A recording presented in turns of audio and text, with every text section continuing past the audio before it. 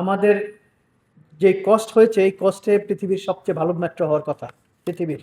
যেমন এই প্যাকেজটা এখন আমরা বুঝে নেই বিকজ এটাতে এনাফ ডিফেক্ট আছে, কিছু স্ট্রাকচারাল ডিজাইনের ফাংশনালিটি কিছু অসুবিধা আছে, সেগুলিতে যেমন সমস্ত মেট্রোগুলিতে নেক্সট যত আছে সবগুলিতে ইনস্ট্রাকশন দেওয়া হয়ে গেছে যে এটা করতে হবে, এটা করতে হবে, এটা করা যাবে না।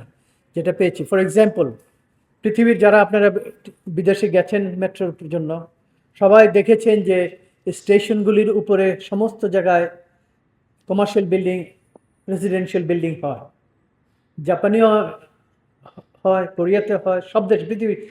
যেহেতু আমার মেজর কাজ হয়েছে হংকংয়ে, আমি কাজ করেছি মেজর মেট্রো ওয়ার্ক, একটা 14 বছর প্রায় কাজ করেছি হংকংয়ে। সমস্ত বিল্ডিংয়ের স্টেশনের উপরে 70 তলা 80 তলা বিল্ডিং।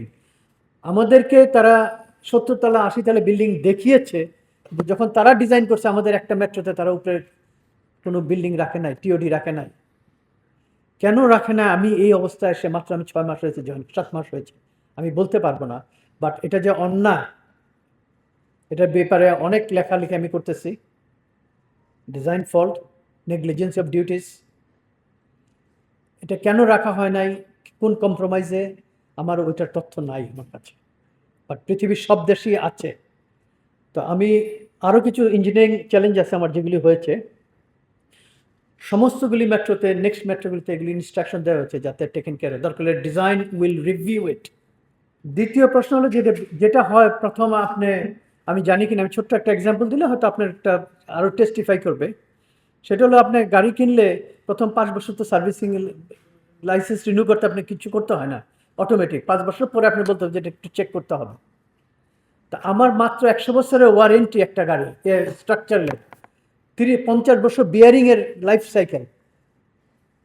এটা তো প্রথম কিছুদিন মানে কিছু বছর, এটা কোনো নাম্বার গেম নাই। ইউজুয়ালি যেটা করে রুটিন চেক করে বছরে একবার, যেটা ভিজুয়াল চেক বলে, ভিজুয়াল পিরিয়ডিক্যাল চেক বলে, ওটা করে। ওটাতে দেখা যায় যে কোনো রকমের ডিফরমেশন আছে কিনা, ফিজিক্যাল কোনো মুভমেন্ট আছে কিনা, বা কোনো কম্প্রেশন আছে কিনা, অথবা এটা ডিসপ্লেসড হয়ে যায় কিনা, এই লেভেলের দেখা হয়। কিন্তু ফাংশনাল টেস্ট করা হয় না, যেটা প্রতিটা বিয়ারিং খুলে আমার টেস্ট করতে হবে যেটা ফাংশনালি ওকে অর নট, এটা করা হয় না। বিকজ এটার লাইফ সাইকেল হলো 50 বছর, 50 বছর ডকুমেন্টেড দিয়েছে তো, ঠিক আছে। আর যাদের দায় দায়িত্ব আনার ব্যাপারে আমি এখন এই সপ্তাহ পর্যন্ত আমি কিছু বলতে পারবো না। Government is working because independent চলতেছে ইনভেস্টিগেশন, তারা দায়ী। তো কন্ট্রাক্ট প্রভিশনে yes there is a provision that we should bring them into the justice, যারা আগে কাজ বুঝে নিছে এবং প্রপারলি বুঝা নিচ্ছে এবং বুঝা দেয় নাই আমাদেরকে, তাদেরকে জাস্টিসে আনতে হবে। কারণ এটা আমার ট্যাক্স পেয়ারের মানি, এটা আমার পয়সা না, আপনার পয়সা না, সমস্ত জনগণের পয়সা। জনগণের কাছে জবাবদিহি দিতে হবে। যারা মেট্রোতে কাজ করেছি গত 6 বছর 5-7 বছর, অনেকের লাইফে তো আপনার কেউ মেট্রো চড়েনি নেই জীবনে, কিন্তু আপনার মেট্রোতে কাজ করেছেন। সুতরাং কেন হয়েছে ওটা ইম্পর্টেন্ট না, ইম্পর্টেন্টটা হলো ওয়ে ফরওয়ার্ড, আমরা কিভাবে এটা প্রিভেন্ট করতে পারি, ঠিক আছে।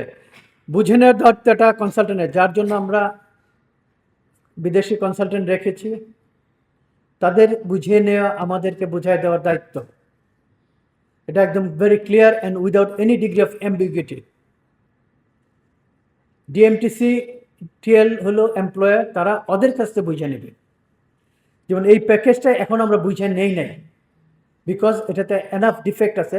আমরা এনাফ কমিউনিকেশন করেছি যে এই ডিফেক্টগুলি সারার পরে আমি বুঝে নেব, ঠিক আছে। তো এটার ব্যাপারে আমরা সবাই যাতে একমত থাকে যে এটা ইন্ডিভিজুয়ালি কেউ নেওয়ার কিছু না। আমার প্রসেসটা হলো কন্ট্রাক্টর কনসালটেন্ট ডিজাইন করবে, কন্ট্রাক্টর ওই ডিজাইন কমপ্লায়েন্স করে কনস্ট্রাকশন করবে, কনস্ট্রাকশন করার পরে কনসালটেন্টের কাজ হলো কাজটা বুঝে নেওয়ার পরে ডিএমটিসিএল মানে এমপ্লয়ারকে বোঝায় দেওয়া।